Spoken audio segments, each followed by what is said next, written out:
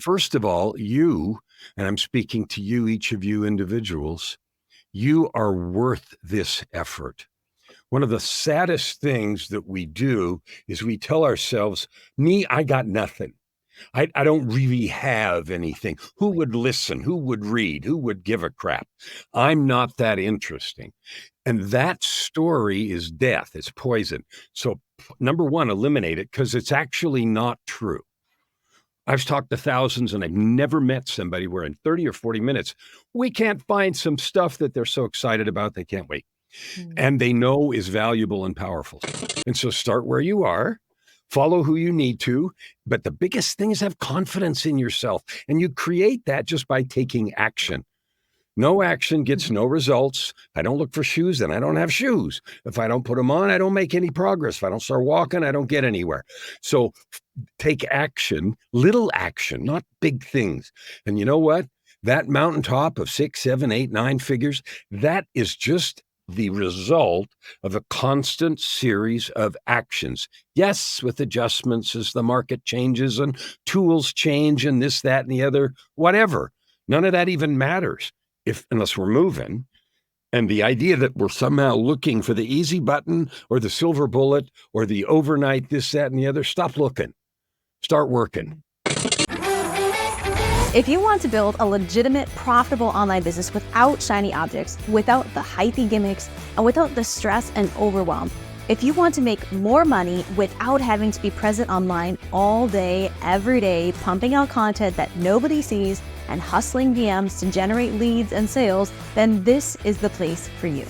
Welcome to the Digital Trailblazer Podcast, your online business university, where you'll learn how ordinary people start from ground zero with no influence, no email list or audience to sell to, and no business or marketing experience, and go from working 9-to-5 jobs to building successful 6- and 7-figure online businesses and all the steps in between. Learn the strategies that worked and what didn't. Learn the mistakes that they made and how to avoid them, and then learn their plans for scaling their businesses and taking things to the next level. All so that you can build your business faster and easier and make more money without sacrificing the things that are important to you in your life.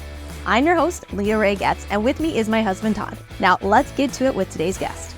Welcome, Digital Trailblazers. I'm excited to have with us Kellan. Now, Kellan has some really cool stuff that is going to be really helpful and important for the newbies or the people who are just starting out. And so we're going to get into this really cool formula that he has and digest all of that for you today. So, Kellan, go ahead and introduce yourself to the audience. Let them know what you're all about.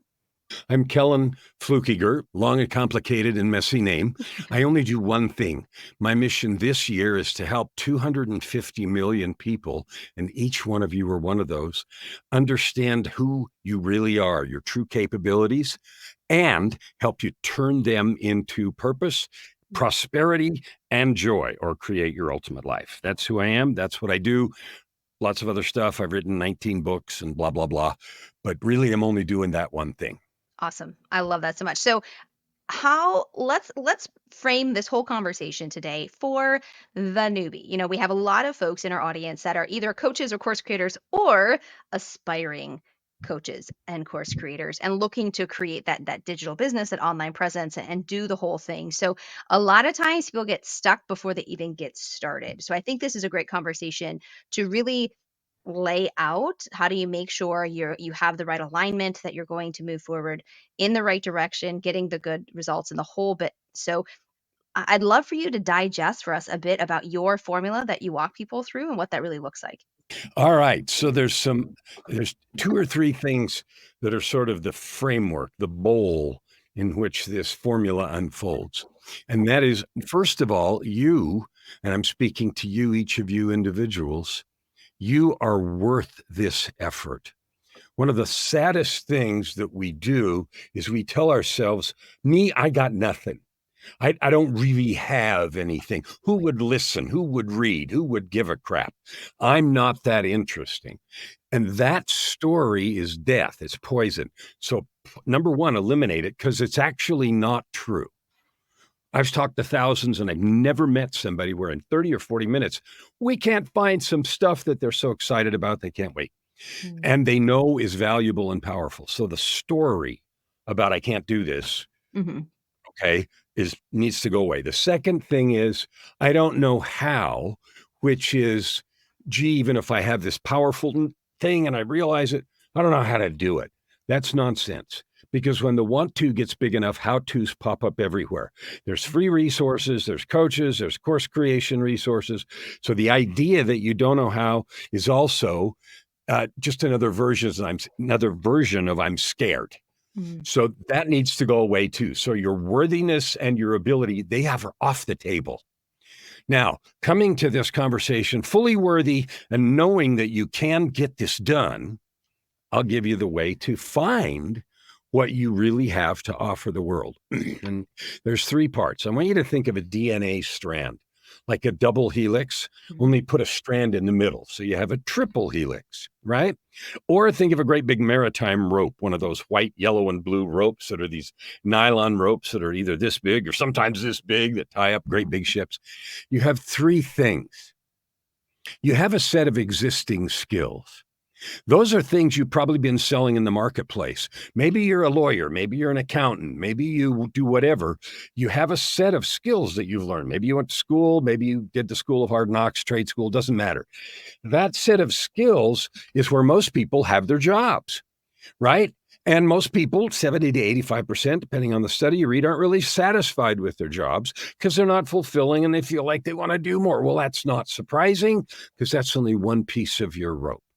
So first of all, the first part of the exercise is to list 5, 7, 10 skills.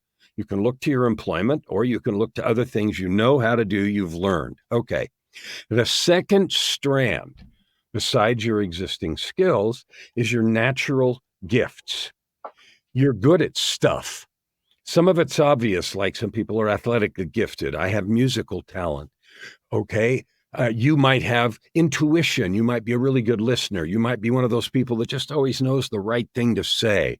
Or you can read between the lines. Like most of these gifts aren't obvious like art or music.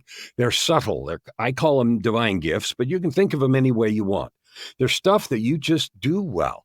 But you know what? We don't pay attention to those. You know why? Because we discount them. It's easy for us. It's natural. So we think everybody can do that, right? Who cares? I'll give you a funny story about that. When I was in high school, I played the trumpet in jazz band. At the time, the biggest hero of the jazz band circuit was a guy named Maynard Ferguson. And he was a trumpet player. And he could play notes that were so high, and all of his arrangements were super hip in the high school jazz band thing. So one day we're listening to a Ferguson chart that we're going to do in the jazz band, and he's playing this, and then he played this screaming high note and held it forever, and I turned around and said to the other guys, wow, listen to that G, which was high G above the staff, right? And every trumpet player knows what that is. And everybody looked at me and said, how do you know that was a G? And I said, and I felt weird. I felt uptight. I was scared. I go, I don't know. It sounds like one. And my thought was, how do you not know that's a G? Well, so I have a gift. I have pitch, music, perfect pitch, and that kind of stuff. But I didn't even know it until then. And then I was scared of it because I thought, oh, I'm sorry, that kind of feeling. So those are an example of a gift and how we downplay them. You have a pile of gifts. List them and don't be shy. So that's your second list. The third piece of your triple helix is your life experience. Okay, that's the basket sort of in which your gifts and your skills unfold.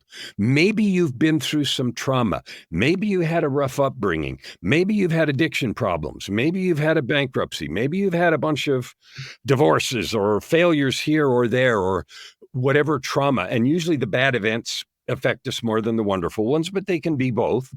So go and list the life experiences that you have that have mattered, that have shaped you, because those things, especially the tough ones, they can ruin us or they can refine us. And sometimes they do both. They ruin us first, and then we let them refine us later when we think about it more. Okay, so now you have 3 lists. You have a list of skills, you have a list of gifts, and a list of life experiences that you have allowed or are allowing to refine you. Now, you don't have to be done, quote, with any of those. Another mistake we all make is thinking we have to be perfect before we're okay, and that's nonsense.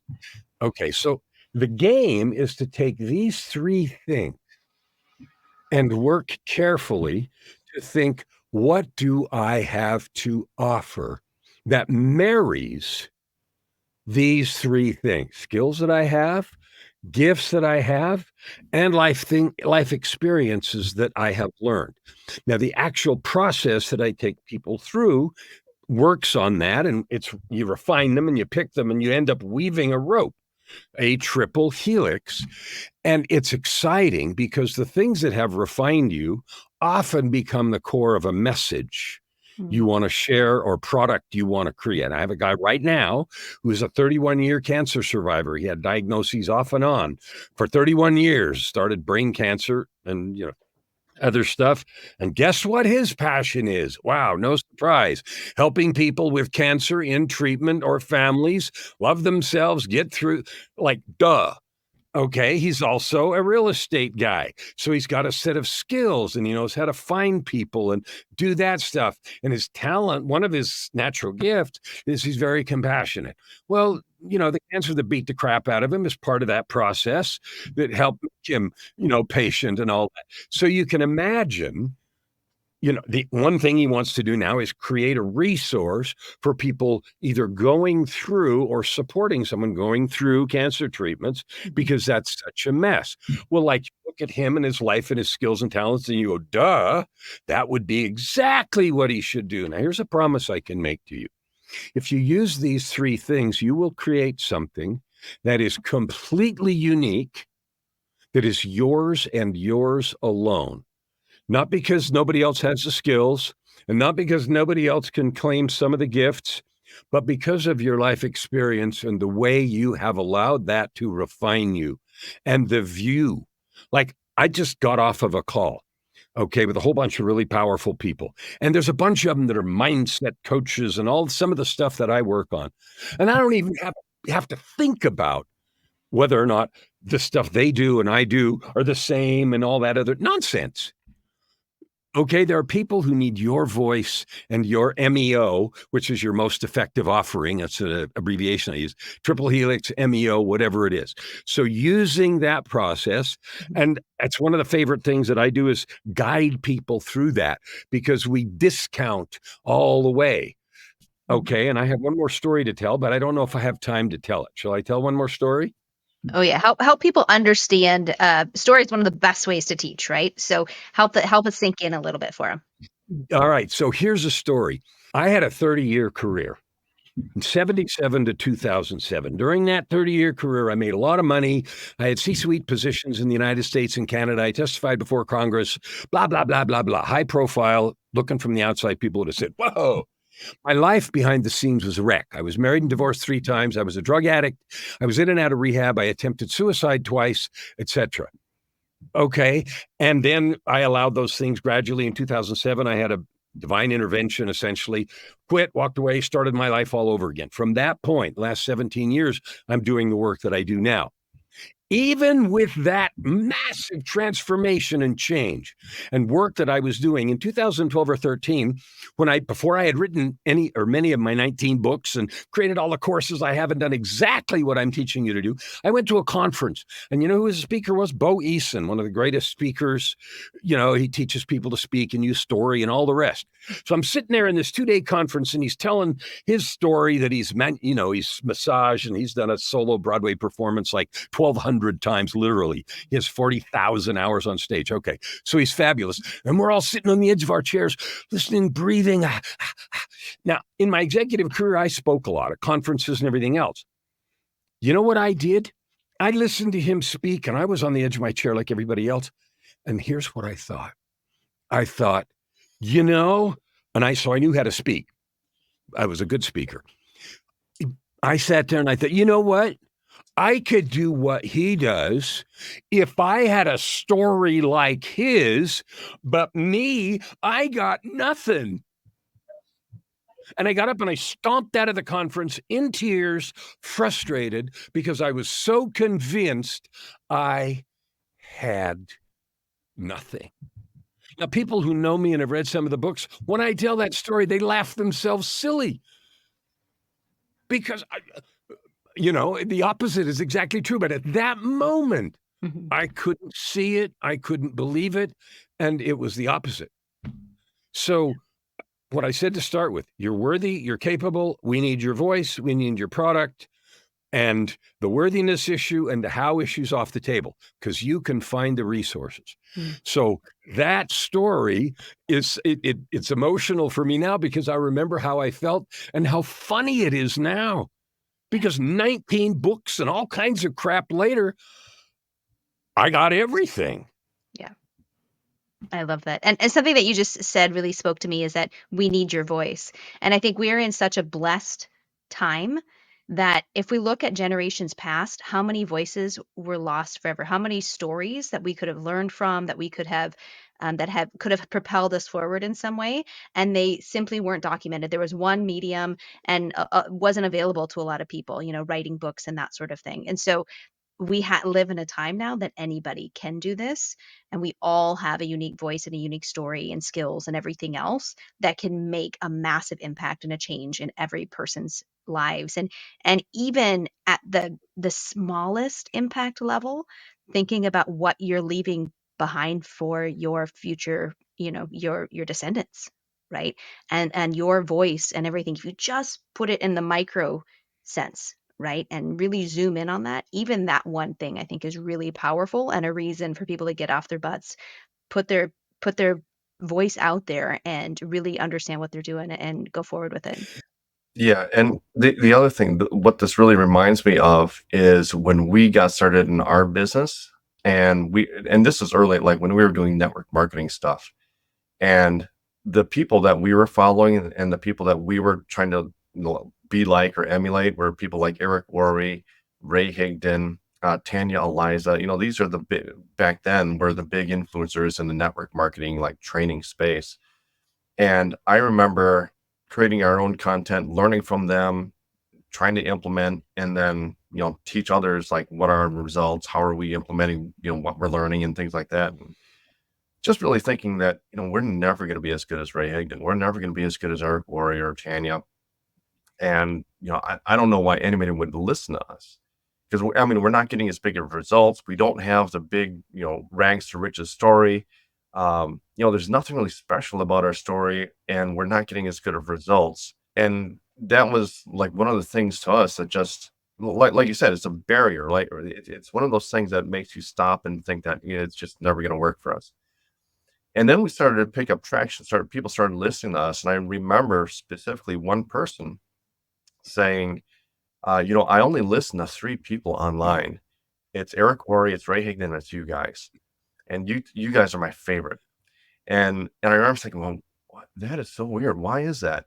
And it took us a while, but eventually we figured out what it was, and it was the relatability factor.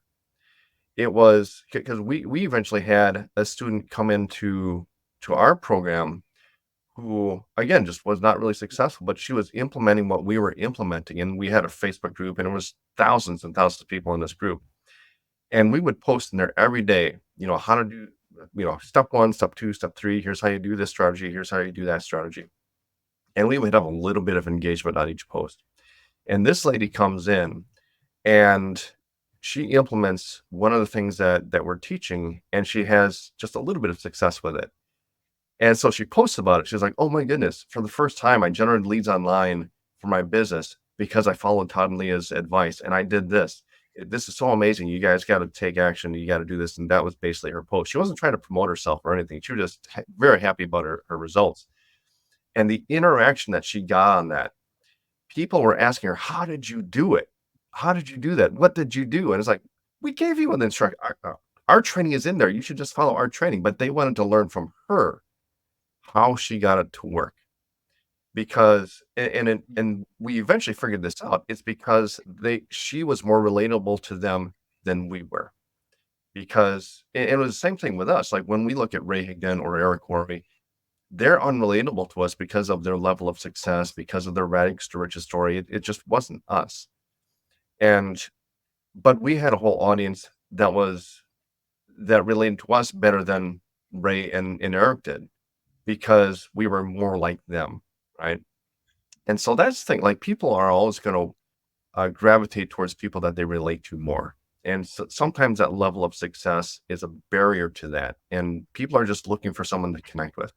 And I think just like you said, it's they haven't heard it from you. And there's people that would rather hear it from you than hear it from the big celebrity guru. I couldn't agree with you more. And I would say to each of your listeners, as I look you right in the heart, people need to hear you. There is a group of people who won't listen to me or Todd or Leah or Dorkstick or the Man in the Moon. They need to hear you because there's something about your life experience, that third piece of your triple helix that will say, ooh, that might be me. That's not in mine or theirs. So the idea that we don't need your voice is just not true. And it's an expression of fear that says, what if nobody likes me? And the answer is, I don't know. What if they don't? But that never happens. There will be some. And then there will be more. And then there will be more.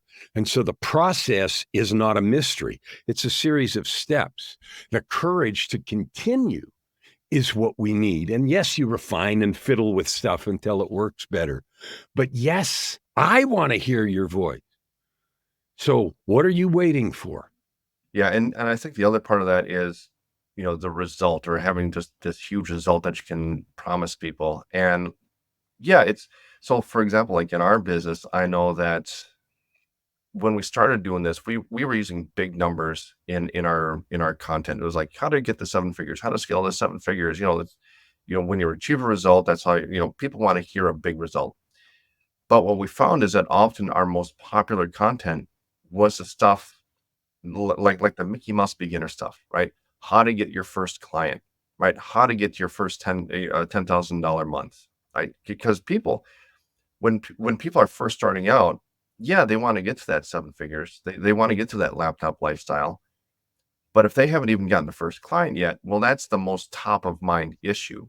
And that's going to be, the majority of your audience. And so sometimes even those small goals that you can help people with, even if, you only have to help the person who's one step behind you, right? You just got to be one step ahead of the people that you're trying to help. And if you're, as long as you're there, you've got something that you can sell. That's going to be marketable, that people are going to be willing to buy. Absolutely. Absolutely. That's the idea that we've got to somehow be done. Nonsense. I don't care who you're looking at. They're not done either. And if you talk to them, they'll tell you that. This kind of growth is a mountain without a top. And you got to start where you are. So if you're at the bottom of the hill, or if you're a mile from the bottom of the hill, or if you're just figuring out what shoes to buy to make the walk to the bottom of the hill, it doesn't matter. You're somewhere. And so start where you are. Follow who you need to. But the biggest thing is have confidence in yourself. And you create that just by taking action. No action gets no results. If I don't look for shoes, then I don't have shoes. If I don't put them on, I don't make any progress. If I don't start walking, I don't get anywhere. So take action, little action, not big things. And you know what? That mountaintop of 6, 7, 8, 9 figures, that is just the result of a constant series of actions. Yes, with adjustments as the market changes and tools change and this, that, and the other, whatever. None of that even matters. Unless we're moving. And the idea that we're somehow looking for the easy button or the silver bullet or the overnight this, that, and the other, stop looking. Start working. So once people have, an idea that they think they're ready to move forward with, and they want to start a business, they want to either do an online course or a coaching program or something, how do they get started down that path? What are some of the first things that they need to do, and how do they even get their, get the motivation to kind of do this, if they're working a full-time job and they're doing this on the side, how do they get this off the ground? Okay, cool. That's a wonderful question because most people don't do the fabled jump off the cliff and build your parachute on the way down. Most people don't do that and can't do that. It's one of the reasons I don't tell the truth of my story, what happened in 2007 very often, because I did. And then I tell everybody afterwards, don't do that.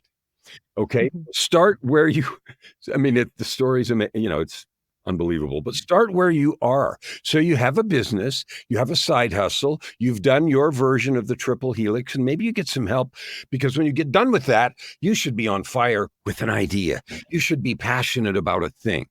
Okay. Now the truth is one day at a time, life gets in the way. Okay. So I have done two things that have helped with the mindset of taking the actions we'll talk about later. Because it's easy for me or Todd or Leah to list, or anybody else for that matter, to list a set of actions that you ought to do this and you ought to do that. And then life gets in the way and you're tired and you work all day and all this crap happens, and so you don't. So here's what I do. And it's the most important 2 things I've ever done since 2007 when I started on this journey. Number 1, I have a written document. I call it a PTAC, a personal truth and commitment document. It simply declares who I am in the world, in the universe. It's private, it's personal, it's not for anybody to read. I don't need anybody's approval, and I don't need anybody's permission. But it ties into that goal that I have, which is helping people, you, see who you really are, a divine being with infinite capability and a life story that matters with people to help. That's who you are. Whether you do something about it or not, it's different. So I have a document that's a living, breathing document. Now, you've probably gone to seminars or read books that tell you to write some crap like that. And I say crap because it mostly is, because you write something like that and then you don't do anything with it. It sits on your wall or your computer and it sounds very good. I am a this, that, and the other. Woo, except you're not. And the reason you're not is part 2. The second thing you do is you create a daily creation process. We got the Olympics starting right now.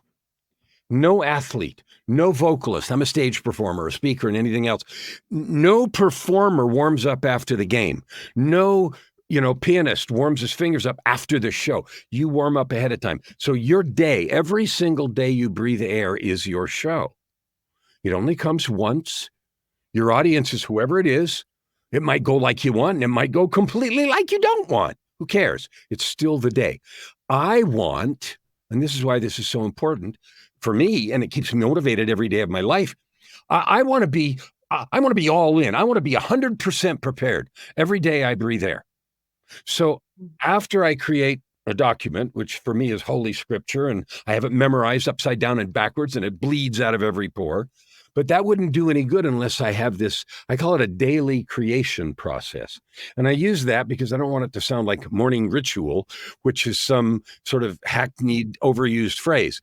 I literally think I die every night and I'm creating myself every day. And so I teach a process to do that, where you use your own declarations, your own life experience to declare who you are, and you spend some time every morning creating you in that way in your most powerful form. When you're that prepared, then whatever your event is, whether it's going to work, getting kids to school, doing some other things, or working first a little bit on this business you're going to build, you come at everything in full power, excited, instead of half-baked, right? And you know what it's like to be half-baked. So that's the first and most important thing. You have to create yourself. That is the thing that gives you the energy and motivation to do the steps of business creation, of product creation, et cetera, et cetera. So that's first. Who am I? And how do I create me as that every single day? Now, that can be done in as little as 20 or 30 minutes, and I teach a process to do that. I've expanded mine to 2.5 hours, and I do it every day, and I never skip ever, ever, ever in the universe. Why? Because it creates 5 hours for me. So people say, how could you use that? I don't have that kind of time. You know what? It creates 5 hours for me every day. All right, done talking about the setup, but the setup is critical. Then the actual action. So you have an idea. You know what you'd like to do, whether it's a product or, some kind of a coaching program, maybe private coaching, maybe group coaching, maybe, there's 100 different ways to do that. I use the process I wrote in the book, The Story Arc, and it takes some work. But by the time you get the story arc done, which looks like this, something like this, by the time you get a story arc done, writing your book or creating your product is like, it's a couple of weeks. Because you know exactly who you're talking to. You know exactly. It's written, you saw it's kind of curved. I think of a rainbow. Because whoever you're helping, they have a certain set of fears and worries or problems at one end. And at the end of a rainbow, there's a what? Well, there's a pot of gold, right? And so you think about who they are at the beginning of the journey and who they are at the end. What's your pot of gold? At the end, they will have. They will be, they will know. And you list that. And so your job, whether you're writing a book or creating a course, a 12 module course to learn how to X, it's walking them across the bridge from the place of fear, of not knowing, of worrying about this, of whatever it is, somebody can do it, but not me, whatever that stack of crap is that you're feeling right now as you think about creating your course. Okay, there's somebody who needs you that's feeling that same stack of crap, only different words. And your job is to create the modules that walk them across that bridge to the pot of gold where they're confident, the problem is solved, they know what it is, they know what to do, and they're motivated to do it. And they have that set of instructions. So that model, the story arc, I use to help people write courses or create books or create workshops, 2 or 3 day workshops, or even keynote speeches, all of it, because it's the same idea. You're conducting your listener or your participant on a journey from where they are to where they want to be. And it ends with what they get, what they have in their hearts and lives and minds at the end.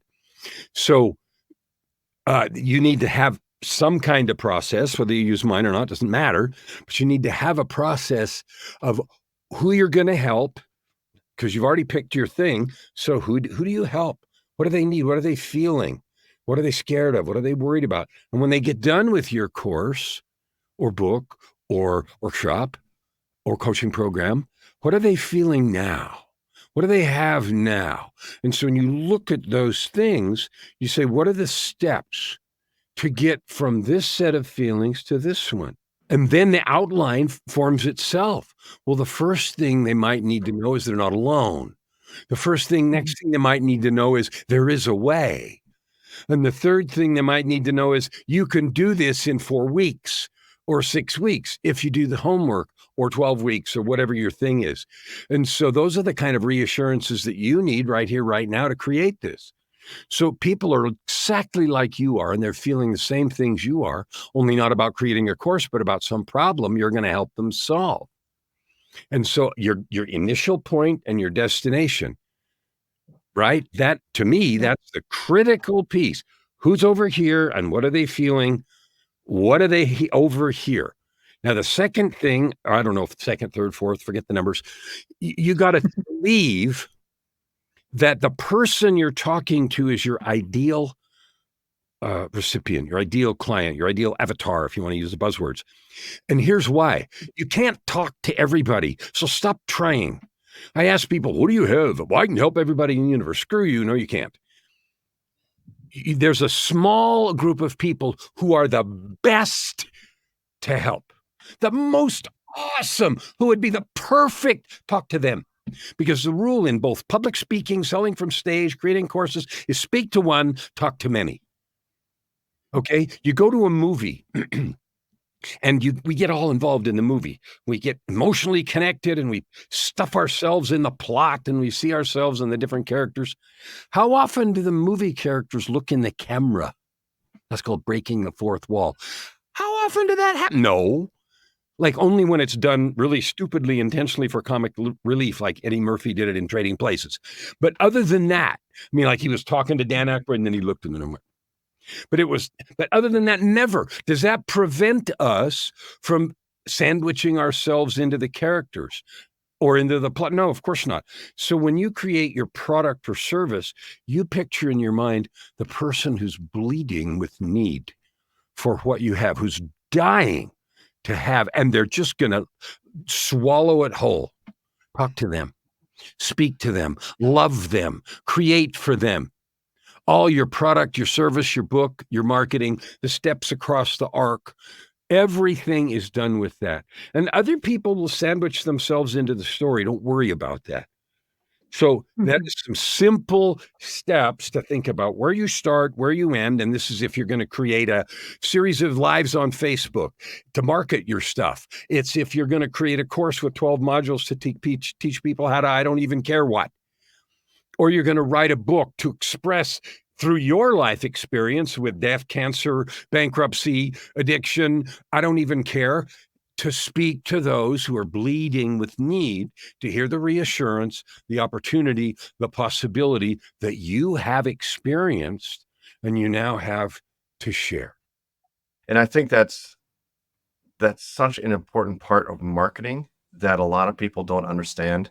A lot of people think that what they're missing is the knowledge. And the thing is that like the knowledge is the easy part. Like the Yes. knowledge is what's abundant. You do a Google search for something, there's a million, a billion results. The knowledge is there, the information is there. What's missing is the action, right? What's missing is the action. And the thing that gets people to take action is not logic and reason and things like that. It's emotion. Mhm. It is emotion. And that's why you need to get that right. That's why what you said about, what are they feeling at the beginning and what are they feeling at the end? Mhm. A lot of people would hear that and they'd be like, "Oh, what does it matter?" It's the only thing that matters. Yes, yes, because that is what number one, that's what inspires belief. People need to believe that they can achieve the goal. And that belief is an emotional thing. And so we need to trigger the emotions in order to get people to take action, to whip out their credit cards and buy and join. You need to trigger the emotions. It's an emotional decision. They will back it up with whatever logic and reason and whatever afterwards, after they've made a decision. But the initial decision is an emotional one. They need to have belief that they can do it. And you need to be able to trigger those emotions with those stories. And that's why that relatability factor is so important, is because that's another emotional factor. If people feel like, um, their struggles, if they feel like, you have a similar story to theirs, like if this guy can do it, if he can figure it out, then since he's in a similar position as me, he's a dad, he's got small kids, he's got blah blah blah, right? He's the same person as I am. If he can do it, then I can do it, right? If you can instill that in your audience, that is so much more powerful than any gimmicky copywriting gimmick that you can put out there, or any webinar strategy, or whatever else it is that you're doing, right? If you can just learn how to trigger those emotions and instill that belief that people can do it and get them to take action, that's the most important thing. The minute people believe you and believe you, that's it. When when they believe you, when they look at you and they believe you, you're done. They'll buy your stuff. They trust you. They believe you. Okay. Mhm. They look in your eyes and your heart. And that's what it's exactly right. This is not about explaining to someone what they get. It's about how they're going to feel when they have this thing. It's why people buy luxury goods. It's why they do whatever they do. If you're trying to sell stuff, people have to feel heard and they have to believe you. If you Mhm. tell a story about whatever you tell it and they don't believe that about you, it won't matter. If you tell a story, even a small people say, well, I don't have people tell me that all the time because I've died once and I have life-threatening experiences and I have all that crap, which makes the other part of the story I told so funny, right? I didn't believe I had anything, but I do, and I have all that stuff. It doesn't need to be that. People look at me and they say, oh, I don't have anything like that. And then we talk for a while and I'll say, well, tell me about this and tell me about that. And tell me about the scariest thing that ever happened. And we find 10. We find 10. Don't you think there's somebody that needs to hear that? And it's about learning to believe yourself, to believe in yourself, and then to share that with the hungriest person that you can imagine that needs to know and feel what you have known and felt. I love it. Awesome. Yeah, Covered. I have something I'm going to say right now, and you can't edit it out. I want to tell you two guys that I love you.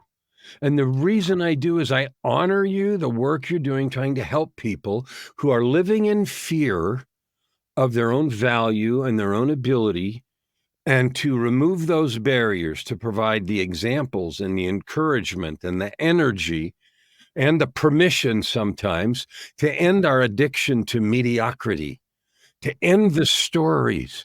Nobody got to the podium in the Olympics or anywhere else without taking risks, without facing those things.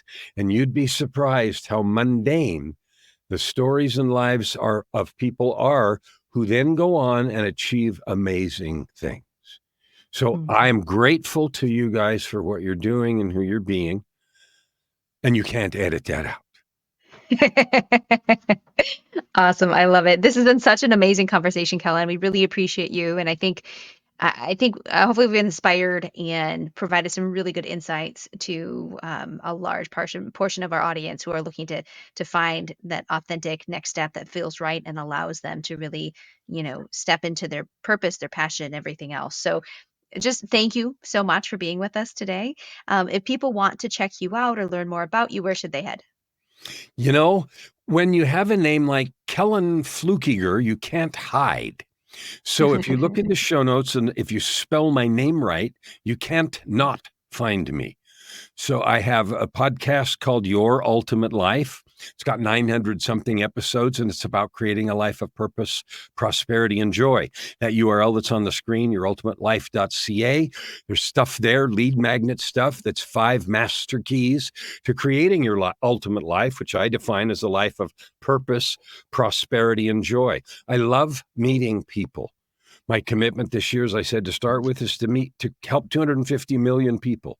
Last year it was 50 and we reached 75. So this year it had to be bigger. And that's all I do is figure out how to help you individually understand all the truth of what we've talked about, how important you are, and then to help you choose to create from that infinite possibility instead of from limitation and lack. So don't wait. Start where you are. Start now. When people ask me ever, we're talking about social media strategy or when to write this or start publicity for the books or whatever, I always say yesterday. But since that's not available, today will have to do. Absolutely. I love it. Wonderful. So thank you so much for being with us, Kellan. We really appreciate you. Well, thanks for having me. I appreciate being here.